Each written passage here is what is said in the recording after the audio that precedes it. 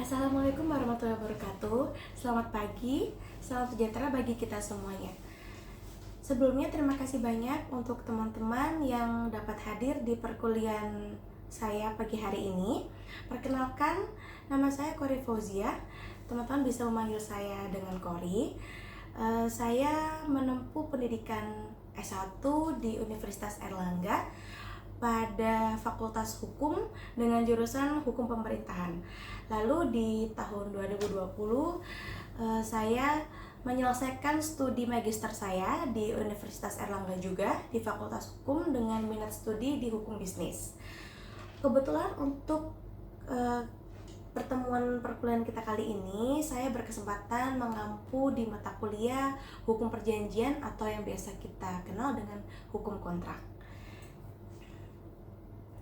Sebelumnya saya akan menjelaskan beberapa kriteria atau beberapa yang menjadi objek penilaian dalam perkuliahan kita kali ini.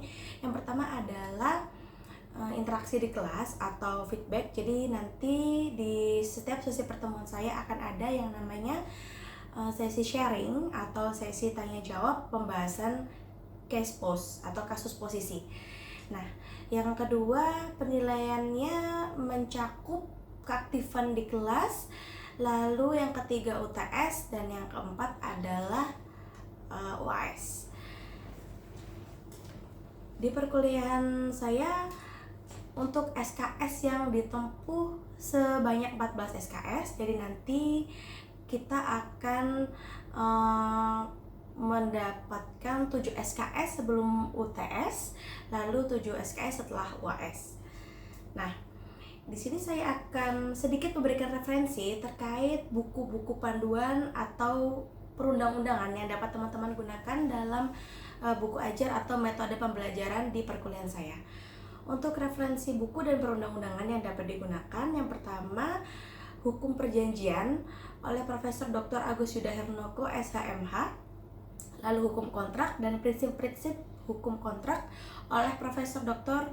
Sogar Simamura SHM, lalu Hukum Perjanjian oleh Profesor Dr. Subekti SH, dan kita menggunakan perundang-undangan KUH Perdata yang merupakan terjemahan dari Profesor Subekti.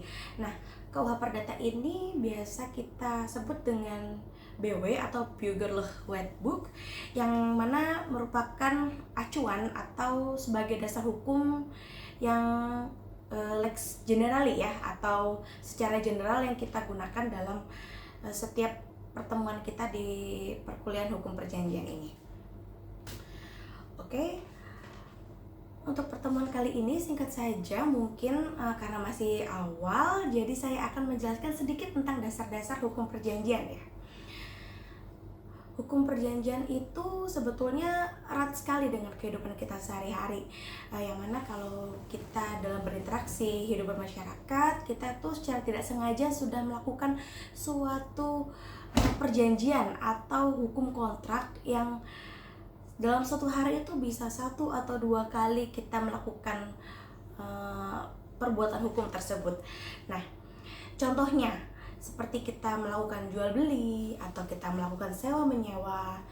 Mungkin teman-teman di sini ada yang merupakan anak kos-kosan. Nah, teman-teman kan menyewa kos dari ibu kos. Nah, di dalam proses sewa menyewa antara teman-teman dan ibu kos itu adalah terjadi hubungan hukum yang kita sebut dengan perjanjian sewa menyewa, yang mana dalam satu pihak itu berhak untuk menuntut sesuatu dan pihak yang lainnya berhak untuk memenuhi sesuatu terhadap pihak yang lainnya. Seperti itu contohnya, teman-teman berhak mendapatkan fasilitas kos dan ibu kos juga berhak mendapatkan pembayaran atas sewa kos dari teman-teman sekalian. Seperti itu. Nah, hukum perjanjian atau hukum kontrak ini erat kaitannya dengan perikatan. Mengapa? Karena perikatan adalah suatu perhubungan hukum antara 2 orang atau 2 pihak, yang mana suatu pihak berhak menuntut sesuatu dari pihak yang lain dan pihak lain tersebut berkewajiban untuk memenuhi tuntutan tersebut. Nah, bagaimana kalau misalkan salah satu pihak atau terdapat salah satu sisi yang tidak dapat memenuhi prestasi atau kewajiban tersebut. Nah, hal tersebut dapat dikatakan sebagai wan prestasi atau ingkar janji, karena suatu perikatan atau suatu perjanjian itu telah mengikat kedua belah pihak, yang mengikatkan diri di dalam perjanjian tersebut dan wajib untuk dipatuhi dan wajib untuk dipenuhi dan dijalankan sebagaimana undang-undang oleh pihak yang terikat di dalamnya. Seperti itu. Untuk perjanjian itu sendiri bermakna adalah suatu peristiwa di mana seorang berjanji kepada orang lain, atau di mana dua orang itu saling berjanji untuk melaksanakan sesuatu. Nah, untuk melaksanakan sesuatu dalam hal ini adalah kita berkewajiban memenuhi hak dari orang lain, dan dari hubungan hukum tersebut maka menimbulkan akibat hukum. Nah, akibat hukum yang ditimbulkan ini apabila dicederai atau tidak dipenuhi, maka akan mengakibatkan gugatan. Kalau misalkan di dalam case yang sudah pernah kita dengar ya di berita-berita itu, misalkan ada perjanjian jual beli apapun, contohnya jual beli rumah ya, KPR seperti itu. Nah, kalau misalkan ada salah satu pihak yang tidak dapat memenuhi prestasi atau kewajibannya kepada pihak yang lainnya, kalau perjanjian KPR dalam hal ini adalah bank, maka kan akan timbul gugatan atau eksekusi dari pihak yang berhak menerima prestasi tersebut terhadap pihak yang lainnya. Seperti itu. Nah, terus apa hubungan antara perikatan dengan perjanjian? Nah, di sini kedua hal ini memang seperti dua sisi mata koin ya. Untuk perjanjian itu dapat menerbitkan perikatan. Nah, perjanjian juga merupakan sumber dari perikatan itu sendiri. Perjanjian sebagai suatu kontrak adalah perikatan yang mempunyai konsekuensi hukum yang mengikat para pihak, yang pelaksanaannya akan berhubungan dengan hukum kekayaan dari masing-masing pihak yang terikat dalam perjanjian tersebut. Nah, ini match ya, sesuai dengan yang sudah saya jelaskan tadi.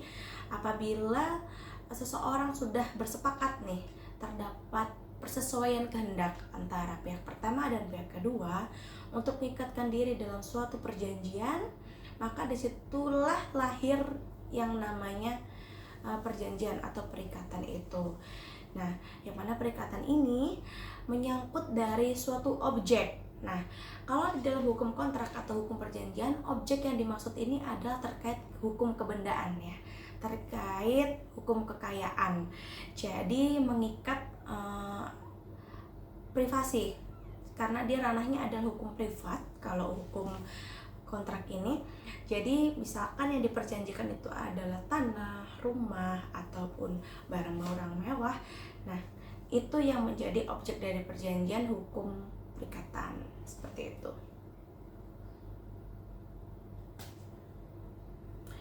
Nah, dasar hukum dari hukum perjanjian itu sendiri kita mengacu kepada ketentuan pasal 1338 KUH Perdata, yang mana di dalam pasal tersebut mengatur terkait asas kebebasan berkontrak atau freedom of contract.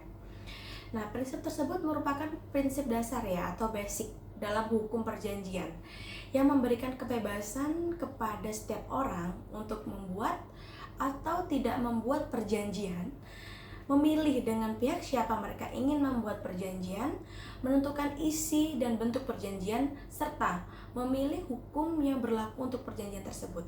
Jadi dapat kita asumsikan di sini di dalam pasal 1338 KUH Perdata itu ada yang namanya freedom of contract, atau setiap orang itu bebas untuk melakukan perjanjian dan mengatur seperti apa sih perjanjian tersebut.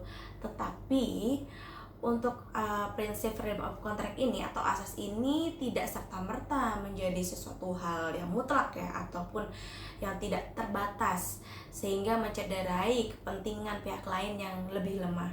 Tidak seperti itu. Nah, jadi untuk asas kebebasan berkontrak ini tetap saja terbatas sifatnya. Dibatasi oleh apa? Sepanjang tidak bertentangan dengan ketentuan perundang-undangan, asas kepatuhan, dan juga tidak bertentangan dengan kesusilaan atau norma yang berlaku di masyarakat. Seperti itu. Jadi kalau misalkan sebetulnya kita bebas sebagai para pihak ini, kita bebas menentukan mau dengan siapa kita melakukan dan terikat dengan perjanjian, dan seperti apa perjanjian itu dibuat, apakah secara lisan ataukah secara tertulis, seperti itu. Nah, cuman dalam hakikatnya adalah sepanjang hal tersebut tidak bertentangan dengan norma-norma hukum yang berlaku, perundang-undangan, kesusilaan, dan nilai kepatuhan, seperti itu. Contohnya kita nggak bisa dong memperjualbelikan atau memperjanjikan jual beli narkotika. Nah, jelas kan itu sudah bertentangan dengan hukum yang ada di negara Indonesia ya. Hukum formil kita melarang terkait pidana narkotika, seperti itu. Makanya hal tersebut tidak bisa dimasukkan dalam objek perjanjian. Lalu selanjutnya ada pasal 1320 KUH Perdata yang mengatur terkait syarat sah perjanjian yang berbunyi sebagai berikut. Yang pertama adalah kesepakatan mereka yang mengingatkan dirinya. Yang kedua, kecakapan untuk membuat suatu perikatan. Yang ketiga, adanya suatu pokok persoalan tertentu atau dalam hal ini objek yang diperjanjikan. Tentunya kalau kita melakukan suatu hubungan hukum perjanjian atau kontrak, pasti ada kan objek yang dijadikan jaminan atas perjanjian tersebut gitu. Adanya suatu sebab yang tidak terlarang. Nah, di sini saya akan membreakdown satu persatu terkait unsur-unsur dari pasal 1320 KUH Perdata tersebut. Pengertian dari kesepakatan para pihak yaitu kesepakatan berarti adanya penyesuaian kehendak yang bebas antara para pihak mengenai hal-hal pokok yang diinginkan dalam perjanjian. Dalam hal ini, setiap pihak harus memiliki kemauan yang bebas secara sukarela ya untuk mengikatkan diri, di mana kesepakatan tersebut dapat dinyatakan secara tegas maupun diam-diam. Dan adapun makna dari bebas adalah lepas dari kekhilafan, paksaan, dan penipuan. Nah, arti kata sepakat atau konsensualitas atau terdapat konsensus ya, adanya acceptance dan offering dari para pihak ini tidak boleh dilandasi dengan adanya kekhilafan, paksaan, atau penipuan. Karena jika terdapat indikasi adanya faktor-faktor tersebut, hal itu dapat mengakibatkan perjanjian ini dapat dibatalkan. Seperti itu. Nah, apabila terdapat unsur kekhilafan, paksaan, atau penipuan, hal tersebut melanggar syarat sah perjanjian. Ketentuan tersebut sebagaimana diatur dalam pasal 1321 KUH Perdata yang menerangkan bahwa tiada suatu persetujuan yang mempunyai kekuatan jika diberikan karena kekhilafan atau diperoleh dengan paksaan atau penipuan. Nah, jadi kalau misalkan ada seseorang yang melakukan perjanjian dan salah satu pihaknya itu terdapat itikat buruk ya, sehingga mengakibatkan tipu muslihat, maka hal tersebut tidak sesuai atau melanggar syarat sah perjanjian seperti yang tercantum di dalam pasal 1320 KUH Perdata. Nah, untuk kecakapan para pihak, dalam konteks kecakapan itu yang dimaksud adalah cakap dalam arti para pihak ini dianggap mampu dan dianggap secara hukum dapat mempertanggungjawabkan setiap perbuatannya untuk membuat suatu perikatan atau perjanjian tersebut. Nah, yang menjadi subjek adalah pihak-pihak yang terlibat dalam perjanjian tersebut. Di dalam pasal 1329 KUH Perdata menerangkan bahwa setiap orang berwenang untuk membuat perikatan kecuali ia dinyatakan tidak cakap untuk hal itu. Nah, siapa sih orang-orang yang dianggap cakap dan tidak cakap di sini? Nah, lebih lanjut, yang dinyatakan tidak cakap itu sesuai dengan pasal 1330 KUH Perdata adalah yang tidak cakap itu membuat persetujuan anak yang belum dewasa. Jadi anak yang belum dewasa di sini kan kita ada berbagai macam acuan ya. Kalau dalam KUH Perdata sendiri, yang dimaksud dewasa itu belum berusia 21 tahun. Jadi untuk anak-anak yang belum berusia 21 tahun itu dianggap belum mampu secara ketentuan hukum formil di negara kita untuk membuat suatu perbuatan hukum seperti itu. Atau orang yang ditaruh di bawah pengampuan. Orang yang di bawah pengampuan ini contohnya misalkan orang-orang yang tidak memiliki intelijensi yang cukup, seperti yang berkebutuhan khusus seperti itu, atau orang-orang yang memiliki kondisi psikis yang tidak stabil sehingga dia tidak dapat dimintai pertanggungjawaban terkait akibat hukum yang lahir ketika nanti dia membuat suatu perjanjian atau perikatan tersebut. Dan yang terakhir adalah perempuan yang telah kawin dalam hal yang ditentukan undang-undang, dan pada umumnya semua orang yang oleh undang-undang dilarang untuk membuat persetujuan tersebut. Mengapa perempuan yang telah kawin dalam hal ini dianggap tidak cakap? Karena sesuai dengan ketentuan pasal 1 Undang-Undang Perkawinan itu yang dianggap cakap hukum bertentangan ya sebetulnya dengan ini adalah orang yang berusia 17 tahun atau sudah menikah seperti itu. Nah, untuk perempuan kenapa yang sudah menikah itu belum cakap? Karena dia sudah memiliki suami, sudah memiliki wali, yang mana suami ini bertanggung jawab penuh atas dirinya seperti itu, sehingga segala bentuk kewajiban hukum atau suatu pertanggungjawaban hukum itu harus didiskus ya terlebih dahulu dengan pasangan, karena nantinya itu takut berimplikasi terhadap perkawinan seperti itu, karena kan ini sambung menyambung sebetulnya ya dalam hal hukum privat kita ini, hukum kebendaan dengan perkawinan itu, yang mana kalau misalkan kita melakukan suatu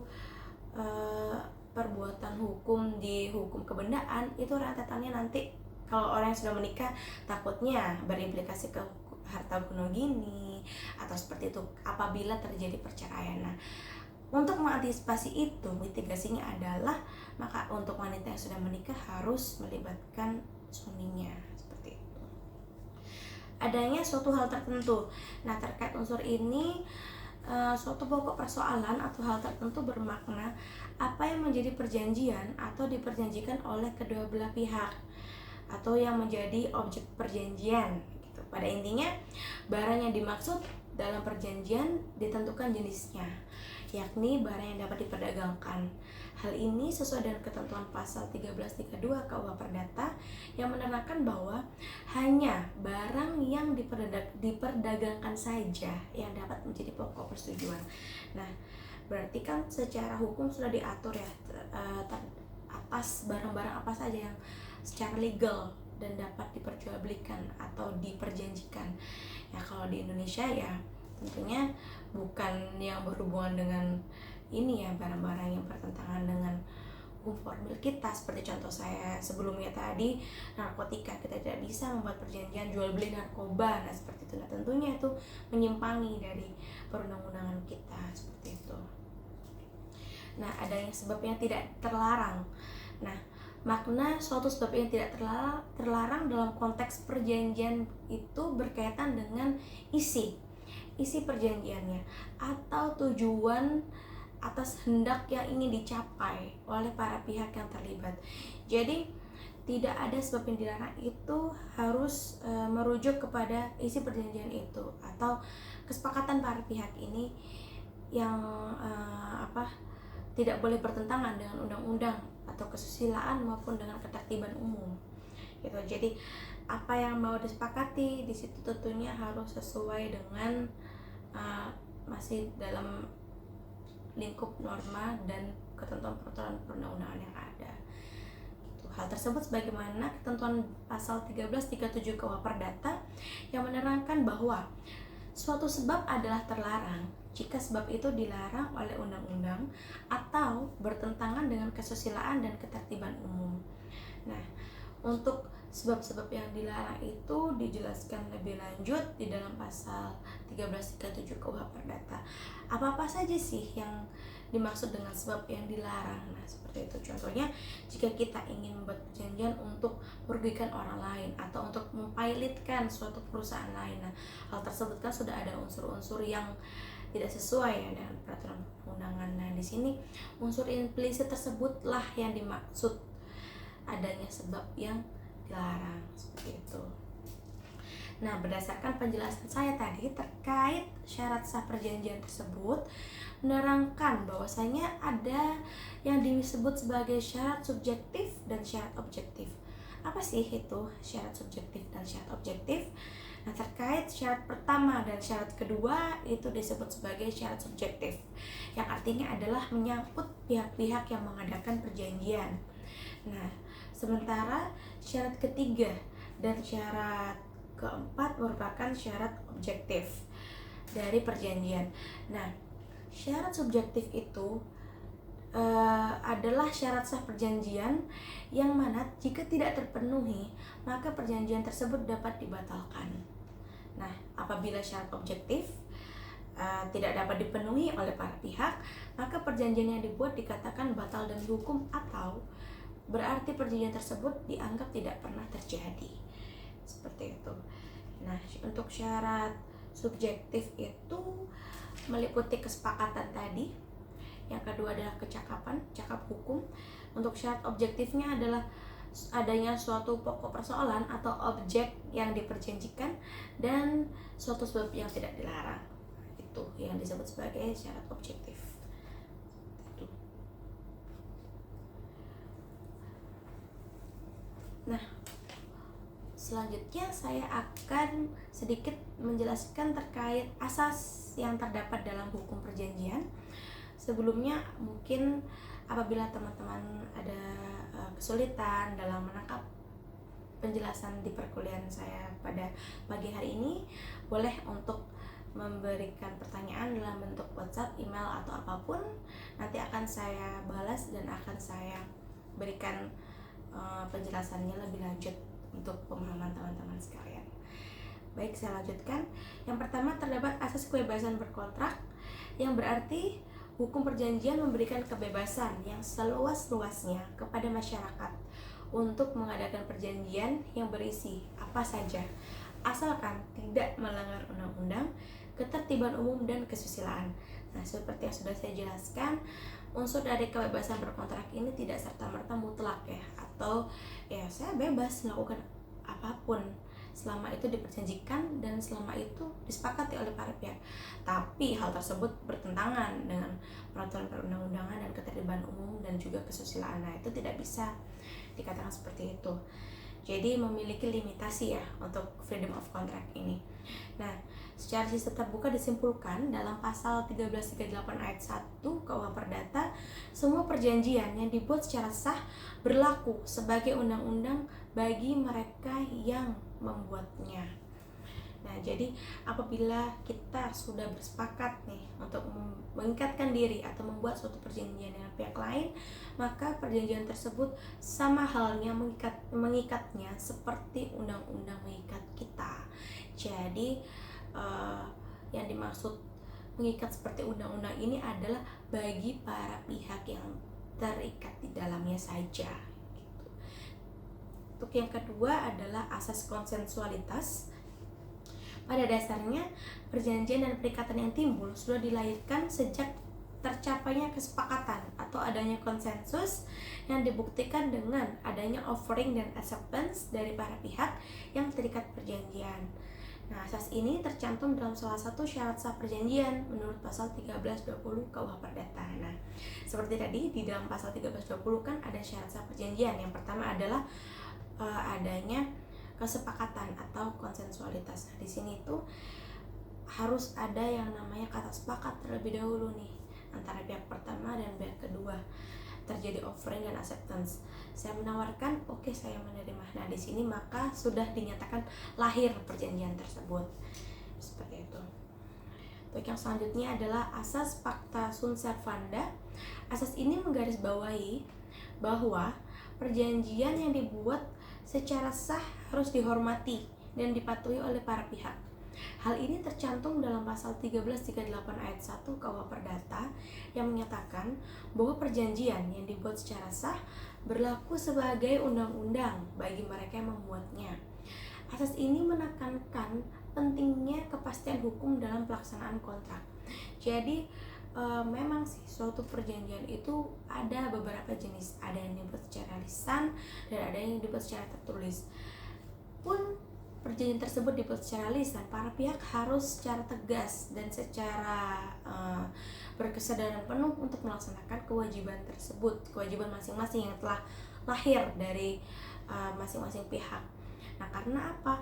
Karena perjanjian yang sudah mereka sepakati itu sebetulnya adalah undang-undang, diibaratkan seperti undang-undang yang mengikat mereka. Jadi sudah timbul tuh akibat hukumnya apabila mereka mencederai atau melakukan manifestasi seperti itu. Yang keempat adalah asas itikat baik atau good faith. Nah, terkait asas ini merujuk ketentuan di pasal 1338 ayat 3 KUH Perdata. Yang dimaksud dengan itikat baik berarti melaksanakan perjanjian dengan itikat baik. Artinya, dalam melaksanakan suatu perjanjian, kejujuran itu harus berjalan dalam hati sanubari seseorang. Jadi, memang harus didasari oleh adanya suatu tujuan yang baik, ya, adanya niat yang baik juga.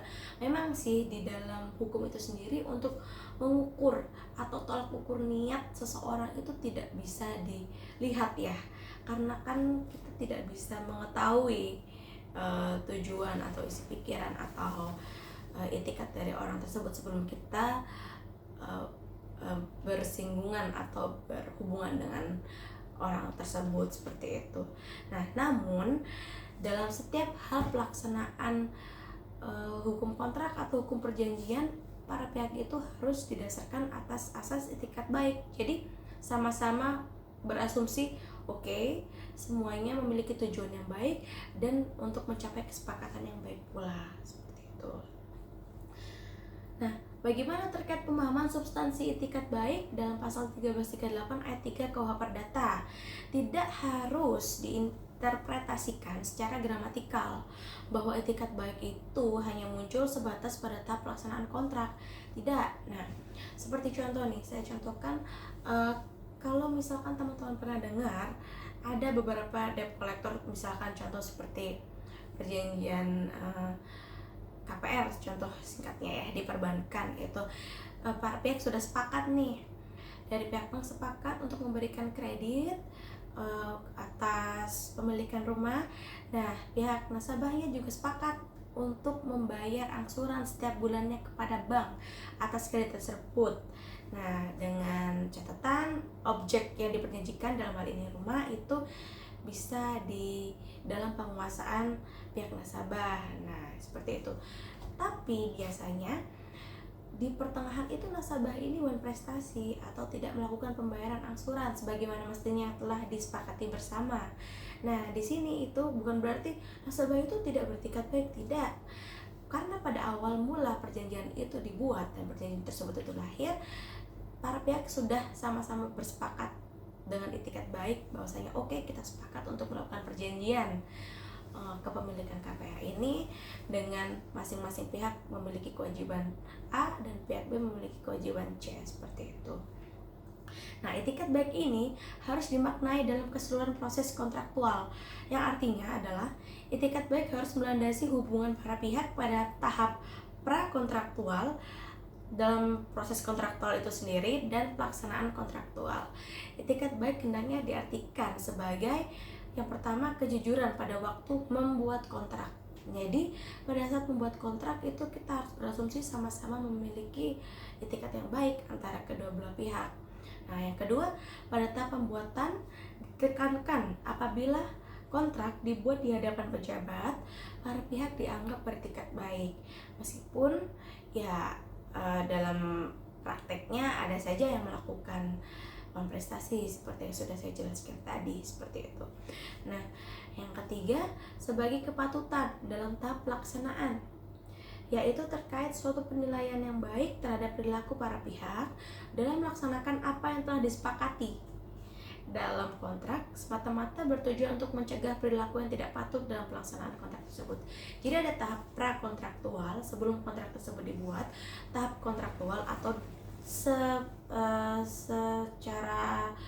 secara gampangnya kita sebut itu proses kontrak tersebut terjadi, dan post kontraktual atau dalam pelaksanaan kontraktual setelah kontrak itu lahir, seperti itu. Nah, dalam tahapan sebelum kontrak itu dibuat, para pihak itu harus diasumsikan memiliki etikat yang baik. Nah, sampai dengan kontrak tersebut lahir. Nah, di mana penilaian etikat baik itu ya dapat kita lihat setelah kontrak tersebut lahir, apakah para pihak ini melakukan kewajibannya masing-masing atau tidak, seperti itu. Nah, jika salah satu pihak melakukan prestasi, maka jelas di sini salah satu pihak tersebut sudah melanggar asas yang disebut dengan etikat baik atau fair. Yang kelima adalah asas privity of contract.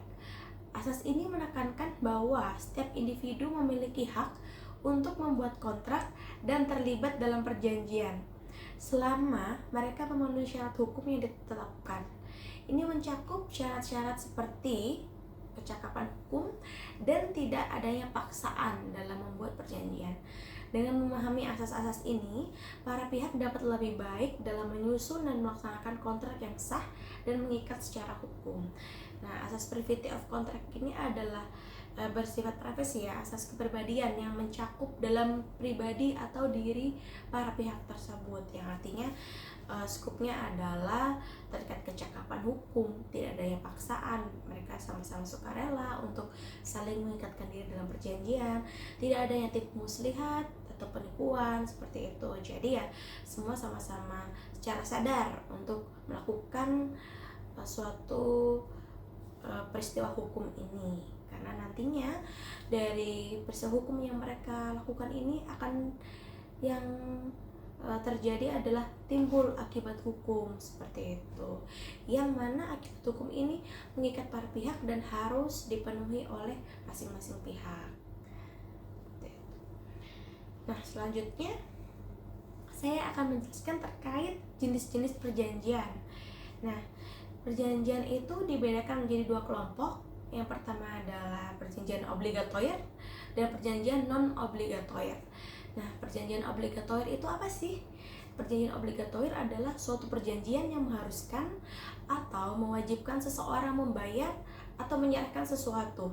Misalnya, penjual harus menyerahkan barang kepada pembeli, seperti itu. Itu contoh simpelnya dari perjanjian obligatoir. Nah, perjanjian obligatoir sendiri itu terdapat beberapa macam. Nah, yang pertama adalah perjanjian sepihak.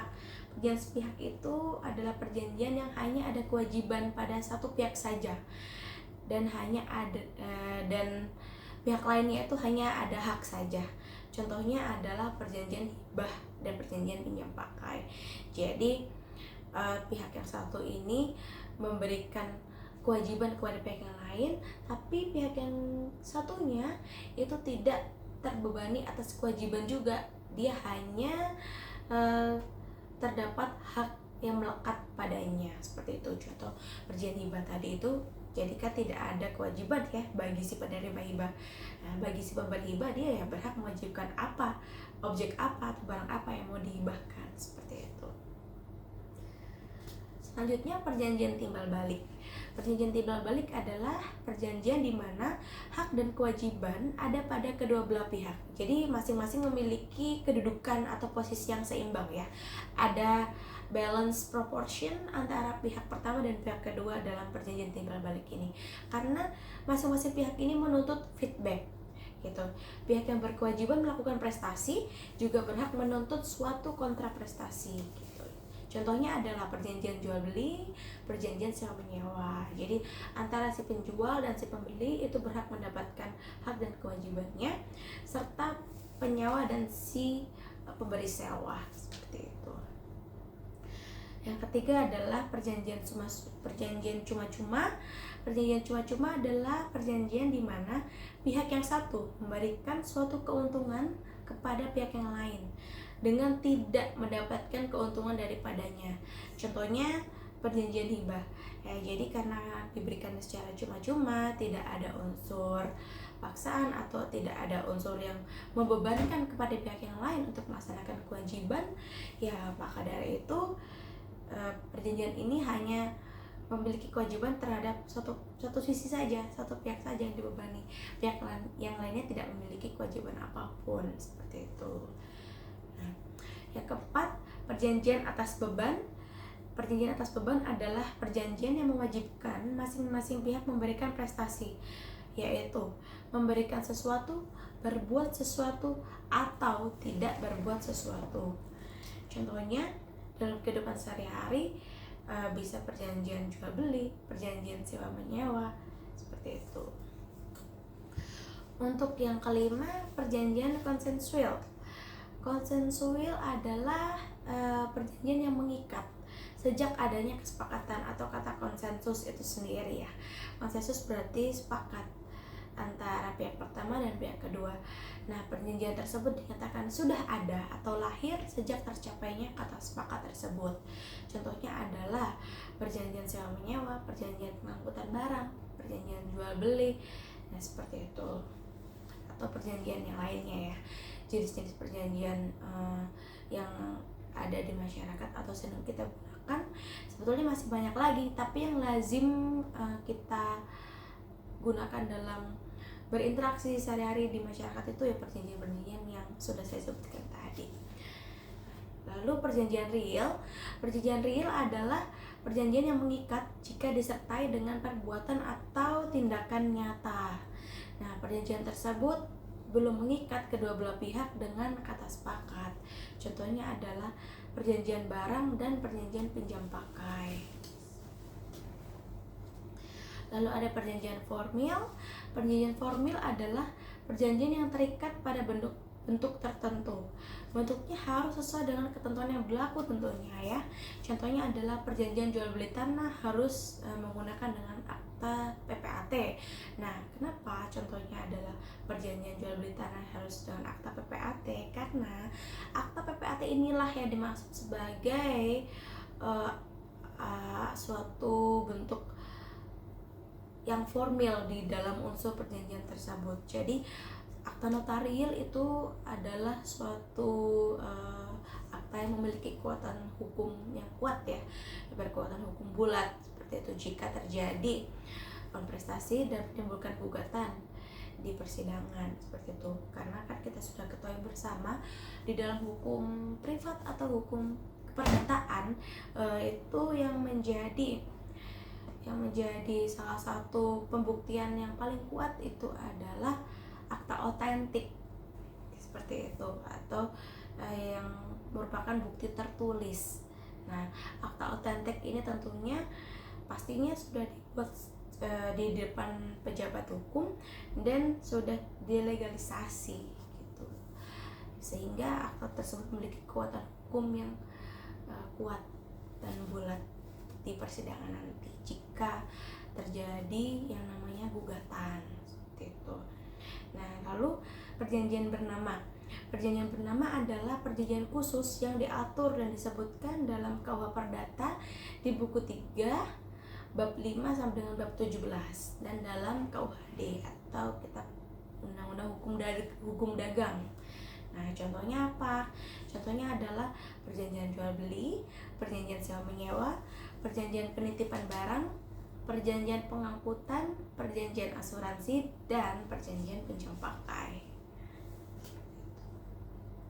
Nah, ada juga yang disebut dengan perjanjian tidak bernama. Apa sih perjanjian tak bernama?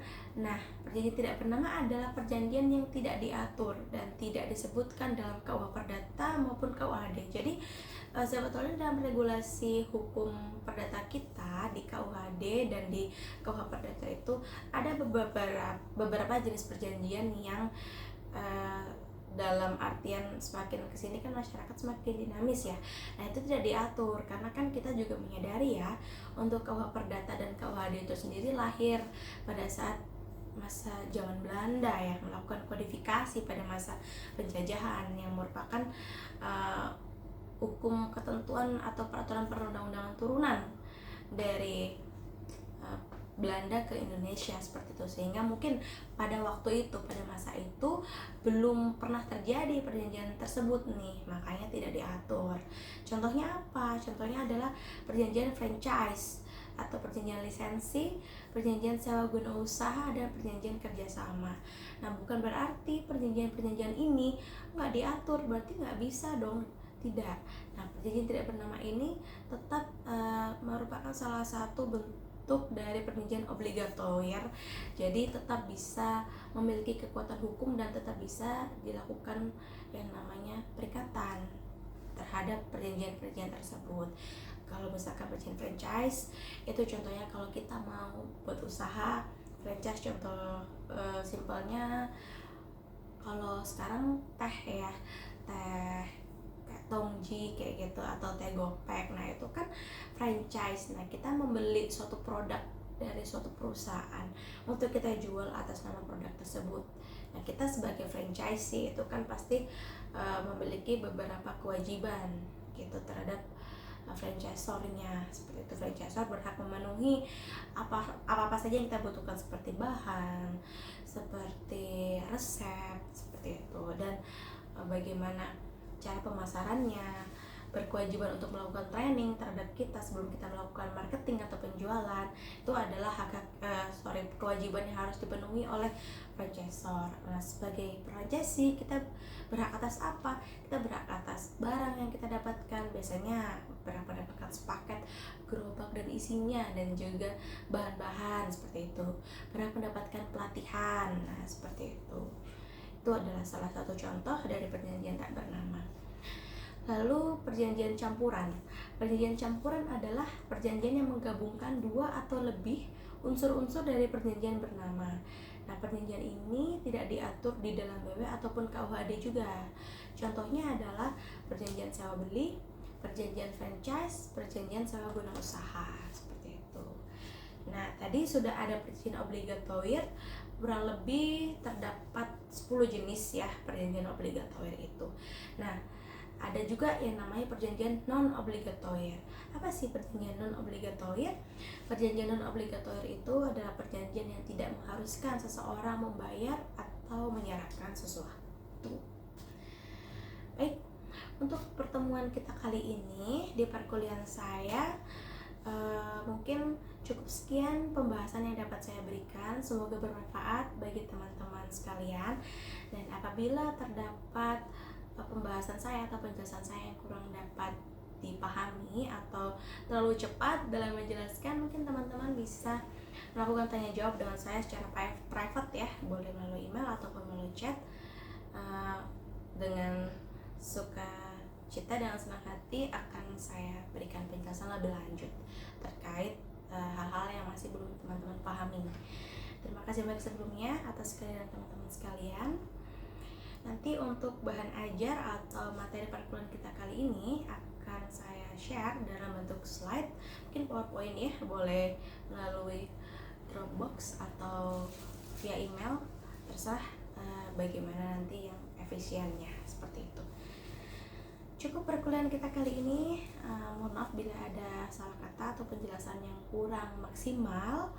Terima kasih banyak. Saya tutup. Wassalamualaikum warahmatullahi wabarakatuh. Salam sejahtera bagi kita semuanya.